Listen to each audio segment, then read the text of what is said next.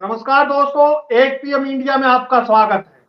हरियाणा में विधानसभा चुनाव के लिए प्रचार अभियान जारी है। बीजेपी के स्टार प्रचारक प्रधानमंत्री नरेंद्र मोदी ने कुरुक्षेत्र में एक रैली करके पार्टी के चुनाव प्रचार अभियान का आगाज कर दिया है। रैली में अपेक्षा से बेहद कम भीड़ थी, जिससे भाजपा खेमे में खलबली है। अनुशासित और काडर बेस्ड पार्टी मानी जाने वाली भाजपा में विद्रोह तथा गुटबाजी खुलकर सामने आ गई है। भले केंद्रीय गृह मंत्री और भाजपा के चाणक्य अमित शाह पार्टी को बहुमत मिलने की सूरत में नायब सैनी को ही मुख्यमंत्री बनाने की घोषणा कर चुके हैं, लेकिन अब मुख्यमंत्री बनने के दावे करने वाले भी खुलकर बोलने लगे हैं। केंद्रीय राज्य मंत्री राव इंद्रजीत के बाद पूर्व मंत्री अनिल विज ने भी खुद को मुख्यमंत्री पद का दावेदार घोषित कर दिया है। उधर हरोपा सुप्रीमो गोपाल कांडा इनेलो और बसपा के साथ गठबंधन में चुनाव लड़ रहे हैं, लेकिन चुनाव के बाद बीजेपी को समर्थन देने की बात कर रहे हैं। ऐसी उलटबाजियां पहले कभी देखने को नहीं मिली। उधर कांग्रेस के किसी केंद्रीय नेता ने चुनाव प्रचार अभियान की विधिवत शुरुआत नहीं की है। नेतृत्व अभी टिकटों के बंटवारे के बाद पार्टी के बागी उम्मीदवारों के कारण होने वाली लाभ हानि का गणित लगा रही है। केजरीवाल के जेल से जमानत पर रिहा होने के बाद आम आदमी पार्टी के उम्मीदवारों का उत्साह बुलंद है। जेजेपी और इनेलो ने कांग्रेस भाजपा के रिजेक्टेड प्रत्याशियों को बड़ी संख्या में टिकट देकर अपनी ताकत दिखानी शुरू कर दी है। चुनाव नित्य बनते, बिगड़ते और बदलते समीकरणों पर चर्चा के लिए हमारे साथ मौजूद है वरिष्ठ पत्रकार केवी पंडित और नरेश चौहान। आप दोनों का एक पीएम के मंच पर स्वागत है। पंडित जी, सबसे पहला सवाल आपसे, प्रधानमंत्री की कुरुक्षेत्र रैली के बारे में आपका क्या आकलन है और क्या निष्कर्ष है? देखो, प्रधानमंत्री ने जो रैली की जी वो 6 जिलों की थी। करनाल, कुरुक्षेत्र, अंबाला, जी यमुनानगर, पंचकुला। और जो भीड़ इकट्ठी हुई वो भीड़ बड़ी कमजोर थी। इससे प्राइम मिनिस्टर भी निराश लगते हैं। और जो उन्होंने भाषण दिया प्राइम मिनिस्टर का, तो उबाऊ भाषण ज्यादा था और अपने भाषण में रिपीटिशन ज्यादा था। 2-3 बार ऐसा लगा जैसे प्राइम मिनिस्टर जो हैं, जो बात कहना चाहते हैं और जो बात वो कह रहे हैं, वो बार बार रिपीट करने की क्या जरूरत थी। फिर प्राइम मिनिस्टर देश के हैं, लोकल मुद्दों पर मजाक उड़ाने पर, कांग्रेस की छीछा लेदर करने में लगे हुए थे। कांग्रेस, ये ठीक है, कांग्रेस के साथ उनका मुकाबला है, लेकिन उनको देश की समस्याओं के बारे में या अपनी पार्टी के काम के बारे में ज्यादा बोलना चाहिए था, क्योंकि वो देश के प्राइम मिनिस्टर हैं। अब मेरी सरकार ने ये काम किया, 10 साल से पावर में है, ये भी ध्यान रखा जाना चाहिए था। उपलब्धियां गिनानी चाहिए थी। फिर उन्होंने अपना फ्यूचर का दृष्टिकोण भी रखना चाहिए था। उसमें कोई वो नदारत था सब कुछ। और उसमें दूसरी उल्लेखनीय बात ये थी, अब तक हरियाणा में 9.5 साल से लगभग ऊपर जिन्होंने राज किया, श्रीमान मनोहर लाल खट्टर जी, ना तो बैकड्रॉप पर उनका फोटो था और ना उनका कोई स्टेज पे थे वो। तो ये लोगों को दूसरी बार हुआ जब महेंद्रगढ़ में पिछड़ा वर्ग की रैली हुई थी, वहां भी उनको नहीं बुलाया गया था। तो कहीं ये तो नहीं है उसकी नीतियों के बारे में पार्टी में शंका पैदा होगी, अगर इसको बुलाओगे तो ये जीत की संभावना को कमजोर करेगा। ये भी हो सकता है, क्योंकि ये माना जाता था कि सरकार सुपर चीफ मिनिस्टर तो वही है और नायब सिंह उसके जूनियर हैं। यहाँ नायब सिंह को बढ़ा चढ़ा के पेश किया गया, प्राइम मिनिस्टर ने उसकी पीठ पर हाथ रखा। ये पता नहीं बीजेपी की अंदरूनी कुछ गड़बड़ है या वैसे ही है, प्री प्लान लगता था। और ये दुर्भाग्य है कि जिसने 10 साल राज किया हो, उसका प्राइम मिनिस्टर की पहली मीटिंग में जिसमें उन्होंने शुभारंभ किया अपनी रैलियों का, पार्टी के प्रचार तंत्र का, उसमें उनकी गैर हाजिरी लोगों को अखरी। लोगों ने ये सवाल भी पूछे कि मनोहर लाल जी कहाँ हैं? टिकट बांटने में तो वो सबसे आगे थे, अब रैली में भी नहीं बुलाया गया उनको। क्या है, तरह तरह की चर्चाएं राजनीति में चलती हैं, वो हुई।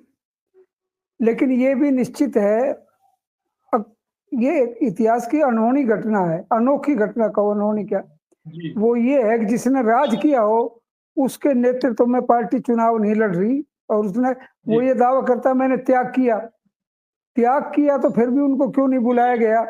ये तरह तरह के जी सवाल राजनीतिक क्षेत्रों में हैं। और एक चीज और है, जिस तरह का पब्लिक थी वहां, उनमें उत्साह नजर नहीं आया, रिस्पॉन्सिव भीड़ नहीं थी। जी हमने भी अनेक रैलियां देखी हैं, एक तो भीड़ कम, एक प्राइम मिनिस्टर का दमदार भाषण नहीं, उबाऊ भाषण, और बहुत बार बार उनके भाषण में रिपीटिशन हो रहा था, एक ही घटना को। कांग्रेस को गाली देने में भूल गए कितनी बार कांग्रेस को गाली एक ही लहजे में दी जी उन्होंने, और फिर ये भी स्वीकार किया कि मुझे रोज गालियां ही देते हैं। भाई मुझे, हम तो इतने, आप भी पत्रकार हैं, हम सब भी पत्रकार हैं, रोज गालियां तो कोई देता नहीं प्राइम मिनिस्टर को, नीतियों की आलोचना जरूर करते हैं। ये बात अलग है। दस साल राहुल के की 10 साल की हरियाणा में भाजपा सरकार है, उसका भी कुछ बताया, कोई उपलब्धि बताई? कोई खास बात नहीं करी उसने, वो जी कह सकते थे, कहा नहीं उसने। जी दरअसल ये था कि 10 साल में क्या कितनी इंडस्ट्री आई, बेरोजगारी कैसे दूर हुई, महंगाई को रोकने क्या हुआ, किसानों के लिए क्या काम किया। सरकार ने ये चालाकी बरती, हम जो 24 फसलें हैं उन पर एमएसपी दें, तो लीगल गारंटी देने में क्या दिक्कत है, जब देने को तैयार है तो। किसान तो ये जी चाहता है ना लीगल गारंटी हो, उनके मांग पत्र में शामिल है एमएसपी की लीगल गारंटी। जी दूसरे उनको सुविधाएं मिले, और वो सुविधाएं ऐसी हों कि इस समय क्या है, किसान की इस जरूरत रैली की का चीजों संदेश का क्या गया है प्रदेश में? इस रैली का संदेश में क्या ये संदेश गया जनता के बीच? संदेश ये मोटे तौर पे ये गया है कि कांग्रेस, जी बीजेपी ने जो आगाज किया वो हाँ कमजोर है, और बीजेपी नहीं आ रही, ये डिमोरलाइजेशन उनमें था। जी मोटा संदेश यही गया, क्योंकि जब मुद्दे नहीं होते, तरह तरह की बात करते हैं वो, और जी अपोजिशन को केवल आलोचना करने में लगे रहते हैं। उन्होंने जी ऐसे मुद्दे भी उठाए जैसे आरक्षण का मुद्दा था। मोदी को ये पता है कि लोकसभा चुनाव में आरक्षण का मुद्दा बड़ा मना, और दलित जी वोट कांग्रेस को दिए, वो लगता है उनसे प्रभावित थे, इसलिए कांग्रेस पे आरोप लगा दिया कि यही है, संविधान बदल देंगे, जैसे उनके हाथ में सब कुछ। तो ये जब मोदी नहीं बदल सका तो कांग्रेस कहां से बदलेगी। लेकिन ये है जी कि मोदी ने नई चालाकी बरती, अकेली पर आरोप लगा दिया ये आरक्षण बदलेंगे, महंगाई के बारे में नहीं बोला, यानी अब सवाल ये बेरोजगारी। खड़ा हो गया है कि हरियाणा में बीजेपी का चेहरा कौन होगा? वो खट्टर या तो चेहरा कोई फेंक बचा ही दिया, नहीं? खट्टर तो लगता है डस्टबिन में फेंक दिए गए, और अब चेहरा नायब सिंह बने नहीं, और जी दूसरे नेताओं को उन्होंने कोने में लगा रखा था, जैसे रामविलास है, कैप्टन अभिमन्यु है, ओम प्रकाश जी धनखड़ है, और उसको जो है वीरेंद्र सिंह को पार्टी छोड़नी पड़ी। तो खट्टर जी तो ये राजी हो रहा था कि हमने कोने लगा दिए, क्योंकि मोदी के पैटर्न पे वो था उनका व्यवहार। अब मोदी ने जैसे मुरलीधर जोशी, अडवाणी, इन सबको पीछे लगाया, ठीक है वसुंधरा को पंडित जी, पीछे मैं फेंक आपके दे। पास दोबारा आता हूं लौट के। नरेश जी, हाँ अब कांग्रेस की तरह बीजेपी नेता भी खुद को मुख्यमंत्री पद का दावेदार बताने लगे। पहले राव इंद्रजीत सिंह ने अपना दर्द बयां करते हुए खुद को मुख्यमंत्री पद का दावेदार बताया, और अब अनिल विज ने भी दावा ठोक दिया है। जबकि भाजपा के चाणक्य अमित शाह पहले ही नायब सैनी को मुख्यमंत्री बनाने की घोषणा कर चुके हैं। बीजेपी में ऐसे हालात कभी देखने को नहीं मिले। इसे आप किस तरह से देखते हैं? देखो धनखड़ साहब, जो जी अनिल विज का और राव इंद्रजीत सिंह का खुलकर अब मुख्यमंत्री पद की दावेदारी के लिए बात आ रही है, जी उसको हम 2014 और 2019 में वहां से जोड़ के अगर देखें तो जी 2014 और 2019 में कहीं ना कहीं मोदी का एक ऑरा था। जी लेकिन 2024 के लोकसभा चुनाव में वो मोदी ऑरा की पोल खुल गई, जी और हरियाणा में भी भारी नुकसान हुआ और पूरे देश में भी भारी नुकसान हुआ। जी तो विज साहब को भी हौसला आया और राव इंद्रजीत सिंह को भी हौसला आया कि अब ये आखिरी बारी है, हमें लड़ाई लड़नी चाहिए। और इसके साथ मैं कहूंगा पंडित रामविलास शर्मा का भी, मतलब उनकी भी एक किस्म से ये मुख्यमंत्री की लड़ाई का उनकी नाराजगी और बिना टिकट के दम ठोकना वो दर्शाता है। और कहीं ना कहीं प्रधानमंत्री की कुरुक्षेत्र रैली जो हुई उसको भी अगर आप देखो, क्योंकि भारतीय जनता पार्टी वाले होमवर्क करके, मतलब उनके हर काम में, हर इवेंट में कोई ना कोई रहस्य छुपा हुआ रहता है। आपको याद होगा 2019 में रोहतक में ही प्रधानमंत्री नरेंद्र मोदी ने सार्वजनिक मंच से कहा था, नमो और मनो एक ही हैं, इनमें कोई फर्क नहीं है। लेकिन 6 महीने पहले उस मनो को हटाना, वो फीडबैक गया कि ये बंटाधार बीजेपी का इस मनो की वजह से हो रहा है। पर नमो और मनो एक ही हैं, उसको स्टेज से हटा दिया, पर्दे से हटा दिया, जैसे पंडित जी कहे हैं। पर जीटी बेल्ट और दक्षिणी हरियाणा अहीरवाल, ये ही भारतीय जनता पार्टी की अब इस विधानसभा चुनाव संजीवनी है। तो इन्होंने आगाज कुरुक्षेत्र रैली से किया है कि भाई मनो तो हटा दिया लेकिन नमो हाजिर है। और नमो की छाया में अब ये नायब सैनी जो है इसको वो करेंगे। और अगली रैली प्रधानमंत्री जी की ही जो आ रहा है प्रोग्राम, वो सोनीपत में है। तो इस जीटी बेल्ट को मनो की गैर हाजिरी में नमो ने कमांड संभाली है। अब वो कितनी पार पड़ेगी ये तो 8 अक्टूबर को पता चलेगा। और जो चाणक्य हैं भारतीय जनता पार्टी के, उन्होंने ये सारा रायता पंचकुला में नायब सिंह सैनी को मुख्यमंत्री डिक्लेयर करके ये फैलाया है। तो अब वो जानबूझ करके उन्होंने फैलाया है या कहीं उस चाणक्य से कोई चूक हुई है। अब वो चाणक्य भी लुहारू से अपने इस रैली की शुरुआत कर रहा है हरियाणा में। तो कहीं ना कहीं एक नए कैंडिडेट पर भी आने वाले समय में जेपी दलाल को भी जाटों को खुश करने के लिए वो वहां कोई एक सहारा ढूंढ रहे। जी पंडित जी, हरियाणा की जनता और चुनाव विश्लेषक तो मानते ही थे कि राज्य में बीजेपी के हालात के लिए पूर्व मुख्यमंत्री मनोहर लाल खट्टर जिम्मेदार है। अब बीजेपी के केंद्रीय नेतृत्व को भी ये बात समझ आ गई है, इसलिए शायद खट्टर को चुनाव अभियान से भी साइड कर दिया गया है। अब खट्टर की सिफारिश पर टिकट पाने वाले प्रत्याशी काफी परेशान दिख रहे हैं।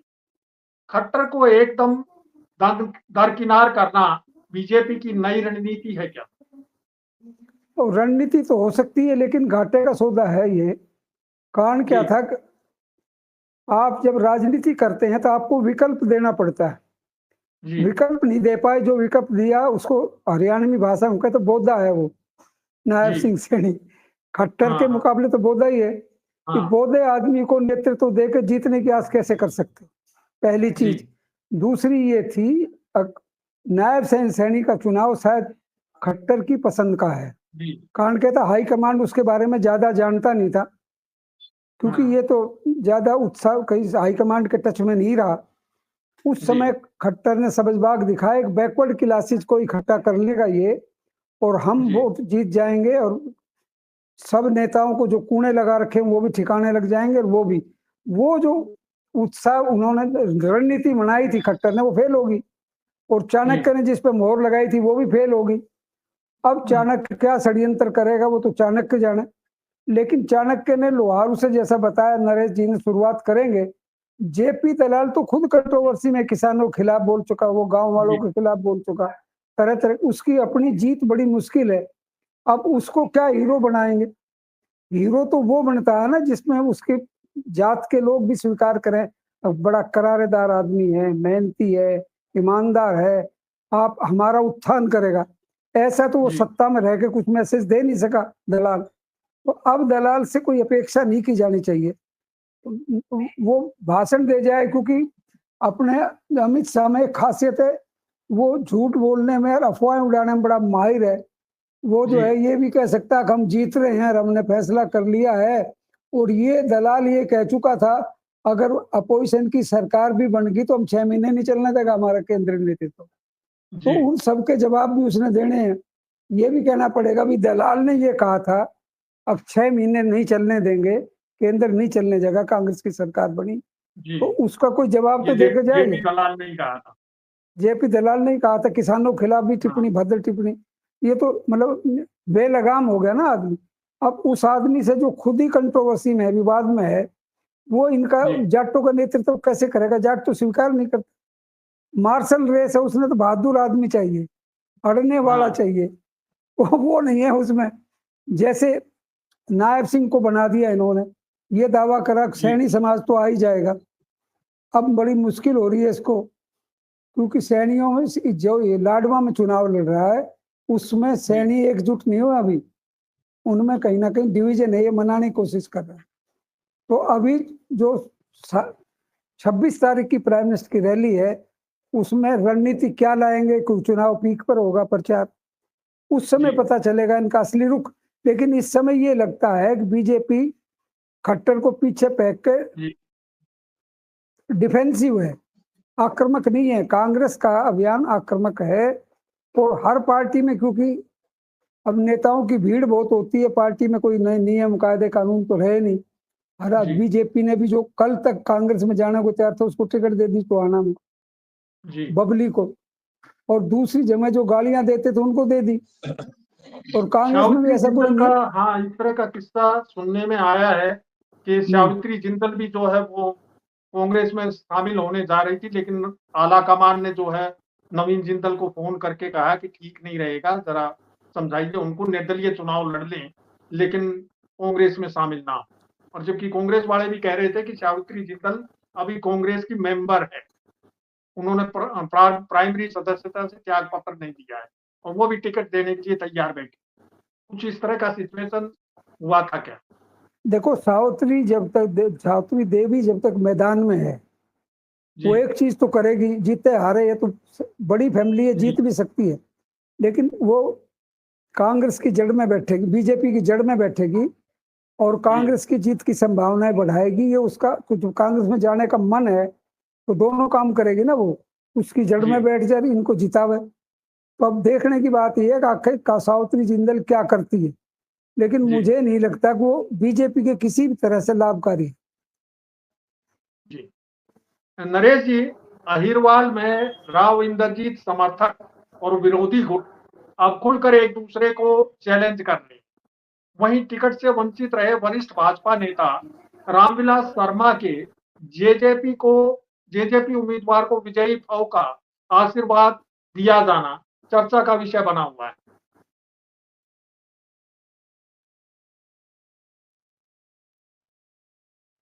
नरेश जी,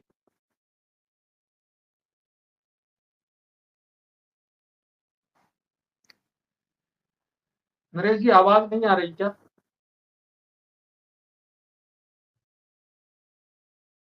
पंडित जी, आप बताइए फिर ये रामविलास शर्मा वाला किस्सा और जो राव इंद्रजीत की खिलाफत हो रही है उस पे बोलिए। देखो, ऐसा है कि जी। राव इंद्रजीत को भी नाराज करने का पूरा जिम्मेवारी खट्टर पर जाती है। जी। उसने अहिरवाल में नई ताकत, जी। नई शक्तियां बनाने का प्रयास किया। जी। लेकिन वो जब राव इंद्रजीत ने अपनी आंखें दिखाई, ताकत दिखाई, ये हाईकमान ने जी। स्वीकार किया कि राव इंद्रजीत वाकई में पब्लिक का लीडर है, जी। अहिरवाल के लोग उसके साथ हैं। और ये भी मनवाया राव इंद्रजीत ने कि भाई अहिरवाल में अब तक जो बीजेपी की जीत हुई, जी वो उसके कारण हुई। तो फिर उसको 5-7 सीट देने की बात हुई, लेकिन इंद्रजीत ने उसको नाराज करने इसने क्या नाम, मनोहरलाल खट्टर नाराज करने के कई कारण लिए। नंबर एक, तो राव अभय सिंह से बहुत दूरी है राव राव इंद्रजीत अभय की, सिंह उसको। भी अब खुल के सामने आ गए हैं, वो खुल के जो है राव इंद्रजीत की आलोचना भी कर रहे हैं। तो दूसरी चीज ये जिस है, तरह वो से राव नरवीर को इंद्रजीत जो है वो पार्टी की या कहते हैं कि पिछले 10 साल में अग्रवाल की जबरदस्त उपेक्षा राज्य सरकार ने की है। नहीं, वो तो राव नरवीर तो ताकत से लाया, उसने कहा मैं कांग्रेस में जी जा रहा हूं, अमित शाह ने बुलाया तो उसको सरेंडर कर दिया। लेकिन ये तो जी मानना ही पड़ेगा, राव इंद्रजीत से कंसल्ट नहीं किया उन्होंने। जी राव इंद्रजीत उस इलाके के एकमात्र सबसे ऊंचे कद के नेता हैं, जिनकी पारिवारिक बैकग्राउंड भी है, एज नेता के रूप में ईमानदारी की छाप भी है, और जी जेंटलमैन पॉलिटिशियन है। जेंटलमैन पॉलिटिशियन कहलाते हैं वो, ये फूफा में जी विश्वास नहीं करते। तीसरी चीज ये है जो सबसे बड़ी है, वो ये है कि अहीरवाल में इस समय जो टिकटें दी हैं, उसमें जो दे हरियाणा भर में जो हाल बना है बीजेपी का, उसका जी प्रभाव भी वहां पड़ सकता है। आप उससे इनकार नहीं कर सकते। राव इंद्रजीत को बहुत मेहनत करनी पड़ेगी अपने उम्मीदवारों को जिताने के लिए। केक वाक नहीं है कि वो जो है जैसे जाए नहीं और जीत जाएंगे सब, ऐसा कुछ नहीं है। क्योंकि इस समय जो पंडित जी, बीजेपी, बीजेपी नेताओं में सबसे ज्यादा भगदड़ करनाल जिले में मची हुई है। एक के हाँ, बाद एक नेता बीजेपी में शामिल हो रहे हैं। बीजेपी छोड़ करके जो है वो कांग्रेस में शामिल हो रहे हैं।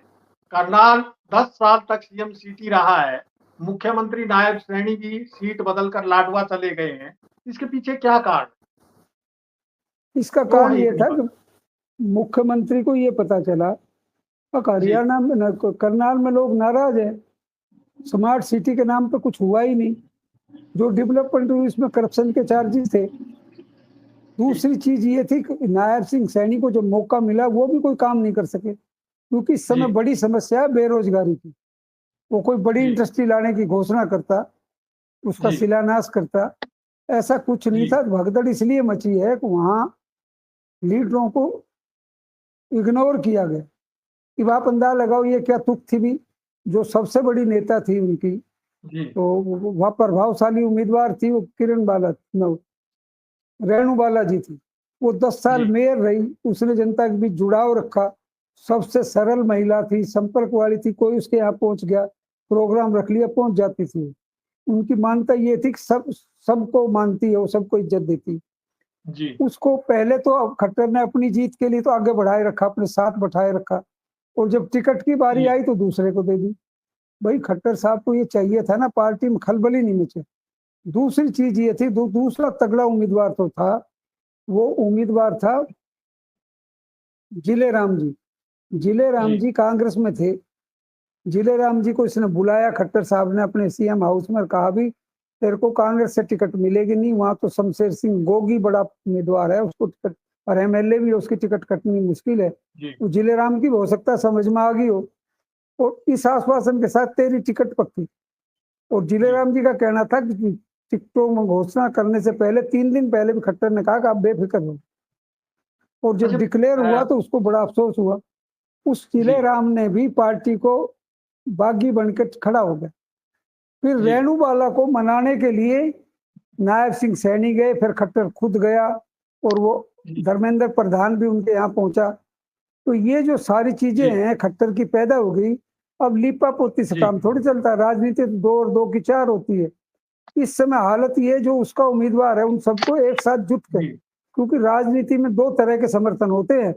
एक तो जी मैं धनखड़ साहब का समर्थन करूं, खुलेआम और जी से लगूं, और एक जी मौखिक करूं। मैं धनखड़ साहब की बड़ी इज्जत करता हूं, मैं उनके साथ हूं। अगर वो जी सक्रिय सहयोग नहीं होगा तो चुनाव में नुकसान पहुंचाता है। तो अभी ये देखने की बात है कि जो उनका जो भी नेता था, उनको बढ़ाया इन्होंने, सबको आश्वासन दिया। और करण कंबोज, वो भी ये कहता है कि मुझे जी 4 दिन पहले कहा गया कि मैं हिंद्री साहब की टिकट पक्की, फिर काट दिया। जी वो भी बागी हो गया और कांग्रेस में शामिल हो गया। तो मैंने उससे पूछा भाई क्या कर रहे हो, करण कंबोज जी ने बोला मेरा एक ही जी उद्देश्य है, अब बीजेपी को हराना। तो अ, ये बीजेपी जो खट्टर ने फूटे अच्छा हुए नरेश जी, थे वो आवाज आ रही है आपको हमारी? नरेश जी आवाज मिल रही है? शायद अब भी नरेश नरेश जी को हमारी आवाज नहीं मिल रही है। नरेश जी मेरी आवाज आ रही है? आ रही आ रही है। आ रही है उनकी, तो मेरी तो आ आ रही रही है। है आ रही है तो आप तो सवाल पूछो, मैं नरेश पूछता हूँ जी, उनसे। आ रही है गोपाल आ रही है कांडा की पार्टी से आ बीजेपी रही ने है गठबंधन करने से अंतिम समय में मना कर दिया था। वे अब नहीं आ इनेलो रही है। बसपा गठबंधन के धनखड़ साथ साहब की भी चुनाव आ रही लड़ है। रहे हैं और साफ कह रहे हैं कि चुनाव जीतने के बाद बीजेपी को समर्थन देंगे। कहीं ऐसा तो नहीं कि इस बार जेजेपी वाली भूमिका इनेलो बसपा गठबंधन निभाने की तैयारी में हो? क्या इनेलो और भाजपा के बीच चुनाव के बाद समर्थन देने की सहमति बन चुकी है क्या नरेश जी? बिल्कुल बन चुकी है। और ये इनकी सहमति से ही ये गठजोड़ हरियाणा में शुरू किए गए हैं। और कहीं ना कहीं आप अरविंद केजरीवाल की जमानत के टाइमिंग को भी देखें कि वो टाइमिंग भी और कांग्रेस से आम आदमी पार्टी का गठबंधन ना होना, हाँ, तो वो भी कहीं ना कहीं इनकी रणनीति में शुमार है। देश भर में जो सीजेआई का गणेश पूजन और प्रधानमंत्री का वहां जाना और केजरीवाल की जमानत होना, ये सब चीजें सुई वहीं इनकी रणनीति पर जा रही है। और जी, खाली इनेलो और हलोपा की ही बात नहीं, हमारे दक्षिणी हरियाणा अहीरवाल में भी जो दादा रामविलास शर्मा की कोप दृष्टि, मतलब वो खट्टर को तो श्राप वो दे ही रहे हैं, लेकिन उनके श्राप से नायब सैनी भी नहीं बच रहा। जिस तरह से नायब सैनी की बॉडी लैंग्वेज घर से जब निकल रहे हैं रामविलास शर्मा के, जैसे मार पीट के बुरी तरह से आदमी को निकाला जाता है, उनकी वो बॉडी लैंग्वेज थी। और रामविलास शर्मा की वही परशुराम की भ्रुकुटी तनी हुई। तो अहीरवाल में भी कम से कम महेंद्रगढ़ की 4 सीटों में से 3 सीटों पर अभी से हार की तरफ, ढलान की तरफ चल पड़ी है भारतीय जनता पार्टी। और जिला अध्यक्ष शिव कुमार मेहता तो मुख्यमंत्री के बुलावे से भी नहीं आया। मतलब इतनी दुर्गति हमने 1977 के बाद ना बनारसी दास गुप्ता की देखी, ना मास्टर हुकम सिंह की देखी। किसी की ऐसी दुर्गति किसी मुख्यमंत्री की आज तक नहीं देखी गई। और जो भारतीय सैनी नारनौल से खड़ी हुई है, उसके लिए भी मुख्यमंत्री कह रहा है मैंने दादा से कहा है कि भारती से बात। अरे दादा तो तुम्हारी खाट खड़ी करेगा, भारती से दादा क्यों बात करेगा? तो जो भागवत धाम में शुरू आरती को जो माला डलवाई और जो कि भाई भागवत धाम के चारों तरफ मुख्यमंत्री कुर्सी घूम रही है, तो अगर भागवत धाम कुछ मेहरबानी करेगा और आरती राव जीत जाती है, मैं अगर लगा रहा हूं, तो वहां भी कोई नया खेल शुरू हो सकता है मुख्यमंत्री की दावेदारी के लिए। जी पंडित जी, अरविंद केजरीवाल को जमानत मिली है, जैसे अभी नरेश चौहान जी ने बताया उनके पीछे क्या कहानी है। भारतीय जनता पार्टी के चेहरे भी चमक रहे हैं, उनके नेताओं के चेहरे भी चमक रहे हैं। जे वो आम आदमी पार्टी वाले तो खुश हैं ही हैं, बीजेपी वाले भी खुश हैं कि अरविंद केजरीवाल बाहर आ गया है। क्या रहस्य है ये सारा? कोई देखो इफेक्ट रहस्य पड़ेगा? ये है, अभी तक ये इतिहास रहा है आम पार्टी का, कांग्रेस की वोट काटने के लिए इसको बीजेपी इनडायरेक्ट रूप से सहायता करती है जी, और इसको हर जगह अड़ा देती है। जी हरियाणा में इस समय पहले से तय हो चुका, जनता का मन बन चुका। अब उसने किसको जिताना है, किसको हराना, कैंडिडेट उसके सामने है। अब ये अपने आदमी को प्रचार करेगा। किसका प्रचार? कांग्रेस को ही गाली देगा। जी बीजेपी को देगा तो कांग्रेस को लाभ होगा, और कांग्रेस को देगा तो बीजेपी को लाभ होगा। ये अरविंद केजरीवाल जब वहां पहुंचेगा, प्रचार करेगा, और मेरा ये मानना है उनके 5-7 को छोड़कर सब बौद्धे उम्मीदवार, जी वो जैसे आपने बताया था रिजेक्ट माल ले लिया, उनका अपना कैडर तो था ही नहीं। इतने जितने उम्मीदवार खड़े हैं उतनी तो बड़ी टीम नहीं, उनकी पदाधिकारी नहीं इतने। और फिर जी उनका मास्टरमाइंड जो सुशील गुप्ता जी हैं, सुशील गुप्ता जी मूल पे व्यापारी हैं, आम जन नेता नहीं है, इसलिए छाप नहीं छोड़ पाए। केजरीवाल की भागदौड़ का फायदा नीचे के नेता लेते हैं, उसमें ये सुशील गुप्ता जी मुझे नहीं लगता कुछ स्थापना कर पाएंगे अपने आप को। और जी वोट कटाऊ तो साबित हो सकते हैं, लेकिन बहुत बड़ा डेंट नहीं कर पाएंगे, ऐसा मेरा मानना जी नरेश जी, चुनाव प्रचार अभियान जोरों पर है। नाम वापसी के बाद आज बहुत कुछ क्लियर हो जाएगा। आज की स्थिति में क्या लगता है आपको, हरियाणा में कौन सी पार्टी किस आंकड़े को छुएगी? कांग्रेस कितनी सीटें लेती दिख रही है? बीजेपी कहाँ मजबूत दिख रही है, कितनी सीटों पर मजबूत दिख रही है? इनेलो और जेजेपी गठबंधन जो है वो किस स्थिति में है? धनखड़ जी, कल से सही मायने में शुरू होगा आज नॉमिनेशन के बाद के अखाड़े में कौन कौन कहां कहां रहते हैं। लेकिन ये बात तय है कि कांग्रेस पार्टी का एज है, और कांग्रेस पार्टी 46 नहीं 50 प्लस से शुरू होके और 70 तक भी पहुंच सकती है। आज की तारीख में जो माहौल नजर आ रहा है, क्योंकि किस सीट पर कौन निर्दलीय रह जाएगा विड्रॉल के बाद, वो बड़ा मायने रखेगा। भारतीय जनता पार्टी भी, जिनको बागी कह रहे हैं कि टिकट नहीं मिली, तो भारतीय जनता पार्टी उन बागियों को, जो सशक्त बागी हैं, उनको विड्रा नहीं करवाएगी। मेरे को इस सिनेरियो में लग रहा है वो चाहेंगे कि बागी अपना दमखम दिखाएं, और जैसे नैनपाल रावत और ये सागवान दादरी से ये 7-8 आदमी जीत के आए थे और इन्होंने फिर सरकार का समर्थन किया, तो टिकट बंटवारे में जो चूक हुई, अगर वो बागी सशक्त हैं तो उनको भी मदद करेंगे कि वो भी निकल के सामने आए। लेकिन ये तय है कि कांग्रेस पार्टी इन सब रणनीति, इन सब षड्यंत्रों, इन सब दाव पेच के बाद भी 50 प्लस पर खड़ी है आज की तारीख में। पंडित जी, आपका क्या अनुमान है, कहाँ खड़ी दिख रही है पार्टी? मेरा अनुमान भी वही है जो नरेश जी ने बताया। इस समय जो जनता में, मैं फिर इसको रिपीट, बार बार बोलता हूँ इसी बात को, मैं 87 को देखता हूँ देवीलाल का, जब मैं जब चलते थे काफिले के साथ, तो आज भूपेंद्र हुड्डा का वो काफिला नजर आता है मुझे, और प्रशासन, पुलिस वाले, IAS पर सब हाजिरी लगाने में लगे हुए।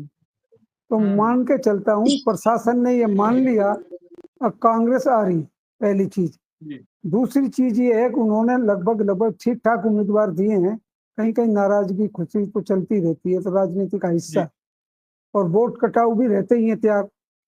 लेकिन बीजेपी का सपना पूरा नहीं होगा। जेजेपी वोट काटने में कामयाब होगी, अब वो पावर में आ जाएंगे, या इनेलो को समर्थन देकर वो ये मान के चल रहे हैं। क्योंकि एक चीज याद रखना, इसमें अभय चौटाला कभी कभी सच्ची बात भी कह देते हैं।